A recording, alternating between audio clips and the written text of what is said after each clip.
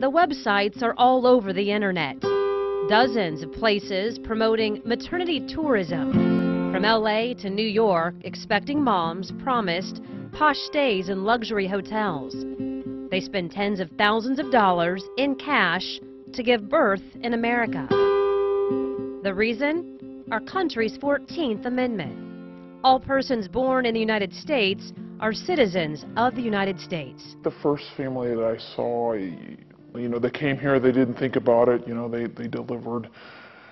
And then you see a second and a third and a fourth, and then I started wondering, well, this is a pattern. This Central Indiana doctor, who wants her face hidden and voice disguised, has many more thoughts. She says what she and many Indiana hospitals are seeing is different than the national birth tourism stories. An industry focused on instant American citizenship. Like this report on NBC, looking inside a New York home where Asian newborns line the walls and are taken care of while their moms recover.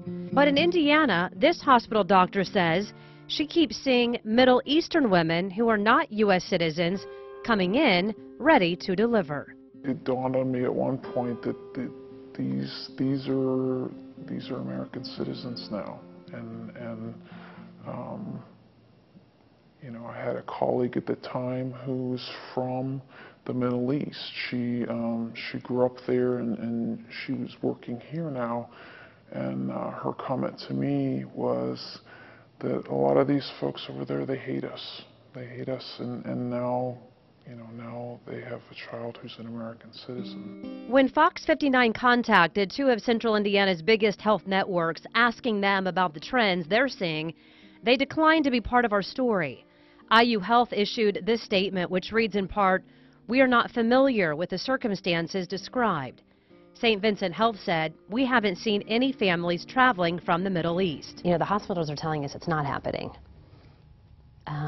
You're saying it is. I think it is happening. This woman works inside a Central Indiana hospital, directly with families of newborns and expecting moms. Fearing for her safety, her identity is also hidden and voice is disguised. She is from the Middle East herself and insists this is happening frequently. I see that quite often. And when you say, if you had to kind of put numbers to it, how are you seeing one of these a year? Are you seeing one of these a month? Are you seeing one of these a week? Probably once to twice a week. Sometimes she has seen the women show up at the ER, ready to deliver, telling staff they have no insurance and no means to pay. In other cases, these women are staying in Indiana longer than just a few weeks, here on education visas. Have you ever had a conversation with one of them asking, why are you here? Most popular answer I get because, they get Social Security, they get the benefits that the Americans do have, and they will come back for their education. The laws are clear. Hospitals cannot turn away any mother ready to give birth. IU's health statement to Fox59 notes its hospitals are obliged to comply with the Emergency Medical Treatment and Active Labor Act. It requires hospitals to provide treatment regardless of citizenship, legal status, or ability to pay. It's a very small number. Angela Maria Kelly is a vice president for immigration policy and advocacy at the Center for American Progress. She wants to make sure the issue is kept in perspective. The National Center for Health estimated nearly 7,500 births to foreign mothers in the United States in 2008. That is less than 1% of the 4.3 million total births that year.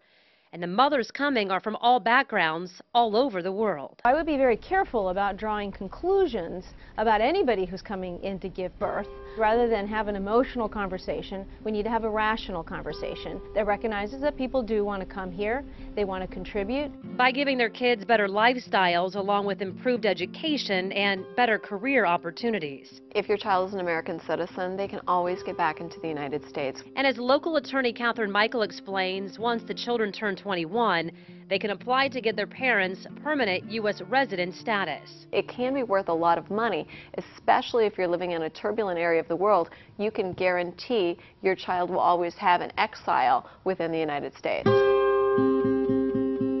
regardless of the reasons, it's clearly a highly emotional and sensitive issue for the healthcare workers who came forward to Fox 59 and those who want them to keep an open mind. I need to wake the American people on what is going on.